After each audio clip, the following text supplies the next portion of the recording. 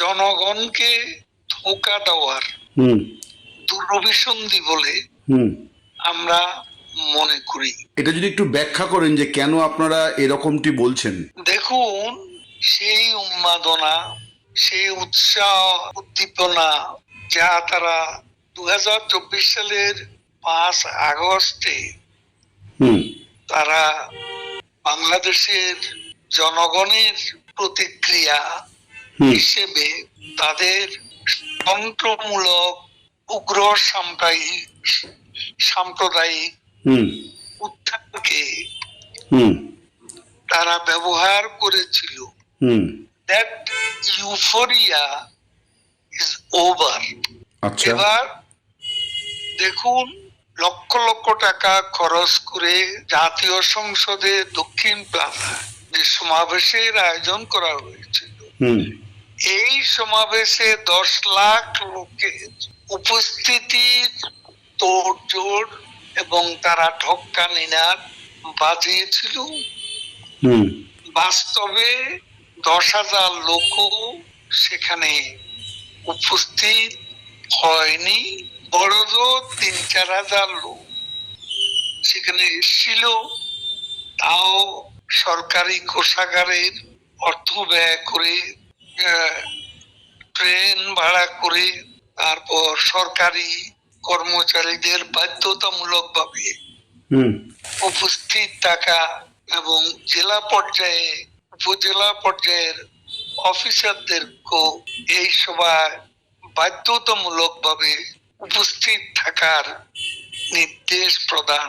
মানে কি উদ্দেশ্যে বা এটা করা হলো এবং এদের কি হচ্ছে যে এই জুলাই অভ্যুত্থান তারা যাকে বলে, এই জুলাইয়ের সো-কল্ড আন্দোলনের ব্যাপারে মানুষের এখন সামান্যতম কোনো উৎসাহ নেই এবং যাদেরকে সেখানে উপস্থিত করানো হয়েছিল তারা বাধ্যতামূলক ভাবে এসেছে, অনেকে চাকরি রক্ষার স্বার্থে এসেছে, কেউ মন থেকে ইউনূসের এই জুলাই সনদের অনুষ্ঠানে। দেখুন, বাংলাদেশের স্বাধীনতা পর্বতের মুশিক প্রসবের মতো কোনো ঘটনা নয়। কোনো এক ব্যক্তির বাঁশির ফুতে অথবা কোনো এক ব্যক্তি হ্যামিলনের বংশীবাদক হয়ে ডাক দিলে স্বাধীনতা আসে। এই ইতিহাসের চরমতম এটা একটা বিকৃতি।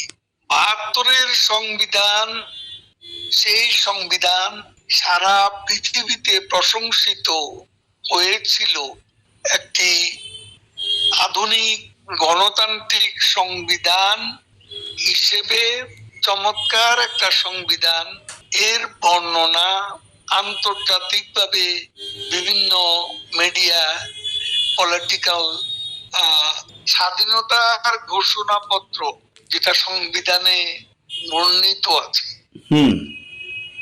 তাকে ভিন্নভাবে বিকৃতভাবে ইতিহাসকে বিকৃত করে উপস্থাপনা 71-এর মুক্তিযুদ্ধের চিন্তা চেতনা একেবারেই পরিপন্থী। সংবিধান বদল করবে এ ধরনের স্বপ্ন দেখতে পারে, কিন্তু এখানেই সব শেষ নয়। এই দিনও দিন নয়, আরো দিন কিন্তু আছে। কি করে দিচ্ছেন? নির্বাচন হবে, তারা নিজেরাও তো নির্বাচনের প্রশ্নে ঐকমত্য পোষণ করতে পারেনি। কারণ যে জুলাই সনদ, এই জুলাই সনদের সমাবেশে এনসিপি প্রথম সারির যে নেতারা তারা উপস্থিত ছিল না। তারা চলে গেছে কক্সবাজারে পিটার হার্সের সঙ্গে দেখা করতে এই অনুষ্ঠান এড়িয়ে।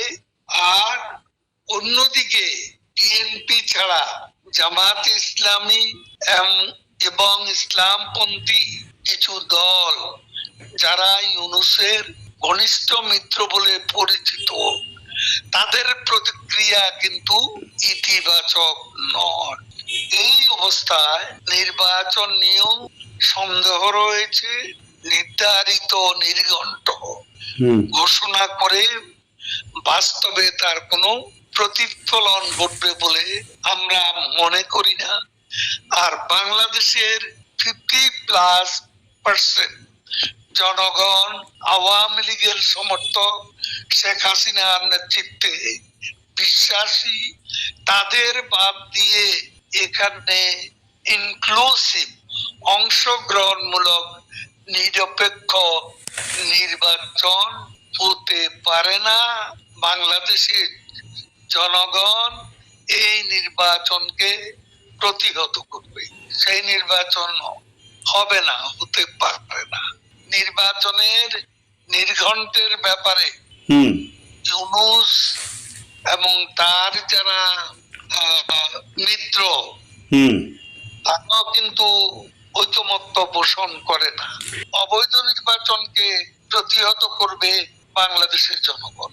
আওয়ামী লীগ কনস্টিটিউশনালি যতগুলো নির্বাচন করেছে, এখানে অবৈধ বলতে কোনো নির্বাচন হয়নি।